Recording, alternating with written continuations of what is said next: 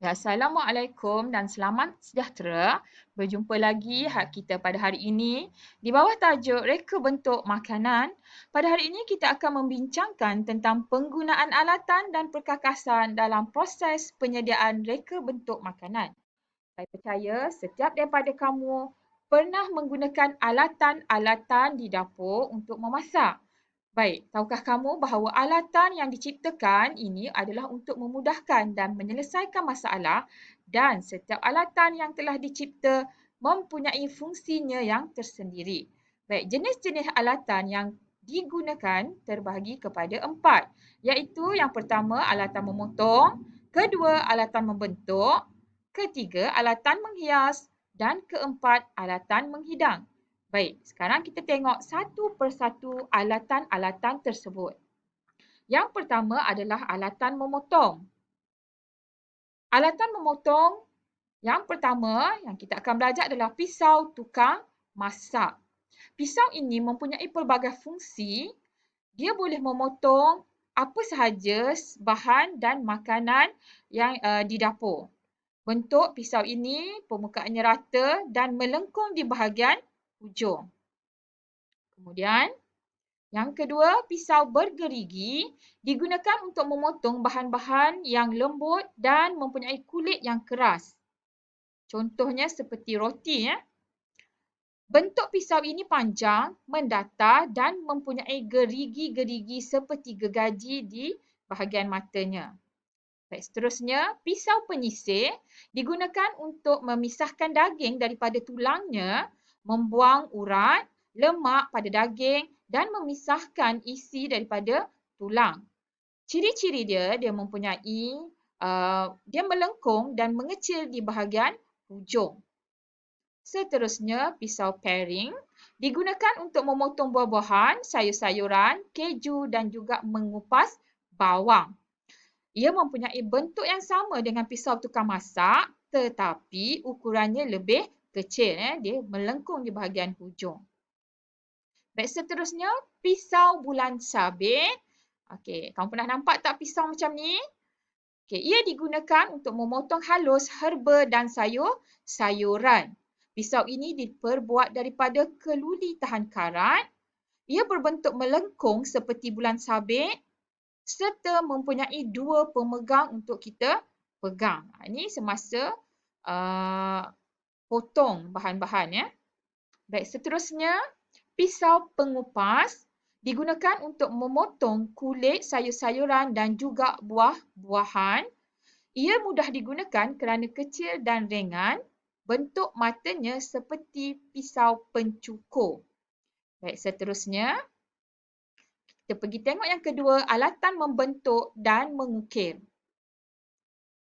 Baik, pisau ukir digunakan untuk mengukir buah-buahan dan sayur-sayuran.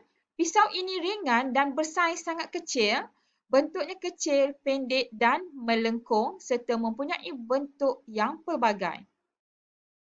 Baik, seterusnya pisau turning digunakan untuk membentuk, merapi dan membuang kulit buah-buahan dan sayur-sayuran. Ia bersaiz kecil dan ringan serta bilahnya melengkung.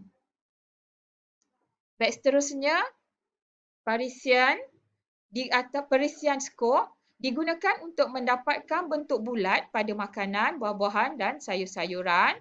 Okey, contohnya macam ni. Okey, ringan terdapat dalam pelbagai saiz. Okey, masukkan mata di dalam buah dan kita korek. Hasilnya kita akan dapat bentuk bola bulat-bulat. Biasa orang gunakan untuk membuat hiasan pada makanan meja pengantin.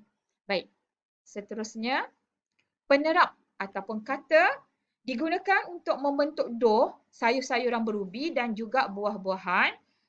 Ringan dan diperbuat daripada keluli lembut tahan karat, mempunyai pelbagai bentuk dan juga saiz. Okey, kadang-kadang orang buat untuk terap kuih. Ini dia punya. Kita boleh juga untuk menerap buah-buahan ya. Macam buah tembikai. Kita ambil buah tembikai, potong, slice, kemudian kita ambil penerap ni dan kita terap atas tembikai tadi. Baik, yang ketiga alatan menghias. Alatan menghias juga merupakan komponen penting untuk memberikan rupa bentuk yang menarik pada setiap reka bentuk makanan. Baik, contoh di sini, tube icing dan juga bag icing digunakan untuk kita menghasilkan bentuk-bentuk seperti bunga, daun pada kek. Okey, ni beg ni untuk kita letakkan krim dalam dia, krim yang dah siap bancur. Kemudian kita letakkan mata-mata ni di hadapan beg icing dan kita boleh bentukkan dia. Baik, kemudian kita ada pisau pelepah untuk meratakan krim pada kek. Okey, ni bentuk-bentuk ada yang panjang, ada yang saiz sederhana dan juga saiz pendek. Kemudian kita ada redai kek. Redai kek yang jaring-jaring bawah ni, ni kita panggil sebagai redai kek. Sama ada kita untuk letakkan kek yang baru masak, kita nak bagi dia sejuk. Okey, kemudian meja pemutar kek. Biasa orang akan gunakan, dia akan letakkan kek ni di atas meja pemutar kek dan memudahkan kerja semasa dia menghias kek tersebut. Dia nak pusing-pusing kek tadi, dia hanya pusingkan meja pemutar kek. Baik, seterusnya alatan menghidang. Bekas menghidang bagi reka bentuk susunan makanan di dalam pinggan memerlukan peralatan menghidang yang bersesuaian dengan jenis reka bentuk makanan yang direka. Okey, contohnya kalau untuk makanan buffet,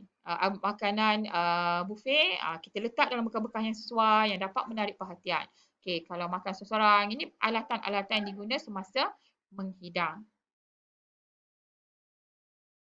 Baik, seterusnya kita pergi kepada perkakasan. Perkakasan ialah peralatan yang digunakan untuk memudahkan suatu kerja yang dilakukan. Penggunaan teknologi dalam industri reka bentuk makanan membantu meringankan kerja-kerja mereka bentuk, menjimatkan masa dan juga tenaga manusia. Terdapat pelbagai jenis perkakasan ya. Yang pertama, pengisar pelbagai guna. Saya percaya di rumah kamu mesti ada satu pengisar. Ia digunakan untuk mengisar pelbagai jenis makanan, lebih menjimatkan masa dan tenaga untuk melakukan pengisaran. Okey, berbanding zaman dulu-dulu orang menggunakan lesung. Jadi memakan masa dan juga tenaga. Baik, seterusnya, mesin pengisar jus buah-buahan digunakan untuk membuat jus dan menjimatkan masa. Okey, kita letak kat situ terus jadi tekan dan jadi jus. Kalau zaman dulu nak buat jus leceh, terpaksa gunakan maslin, terpaksa perah. Okey, sekarang dah mudah. Baik, seterusnya pengadun roti. Okey, digunakan untuk mengadun adunan roti dan boleh terus dibakar. Kita masukkan tepung dalam ni, masukkan mentega, masukkan telur, apa yang kita nak masukkan kita letak dalam. Kita set masa, okey, selepas beberapa ketika dia akan masak. Tak perlu lagi nak mancur, kita nak bagi dia nak tunggu dia naik. Semua dilakukan oleh mesin pengadun roti. Baik, seterusnya mesin pengadun. Okey, yang ini digunakan untuk mengadun semua jenis adunan untuk membuat kek, biskut, roti, mi dan juga pasta, membantu proses mempercepatkan proses mengadun. Kalau dulu terpaksa guna pemukul telur, berjam-jam untuk kita nak sebatikan adunan. Baik, seterusnya periuk nasi elektrik. Yang ini pun saya percaya setiap rumah ada dan saya rasa semua reti masak nasi menggunakan periuk nasi elektrik. Berbanding orang dulu menggunakan periuk nasi yang gunakan dapur gas. Biasa sangat hangit.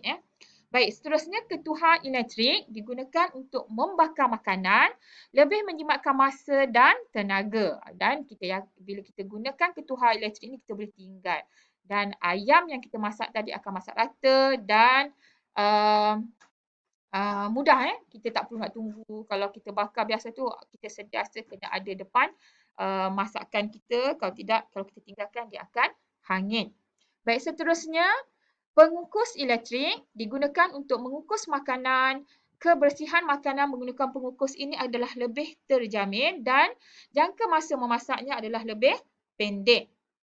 Baik, seterusnya ketuhar gelombang mikro digunakan untuk memasak pelbagai jenis makanan dan masa untuk memasak tu akan jadi lebih cepat.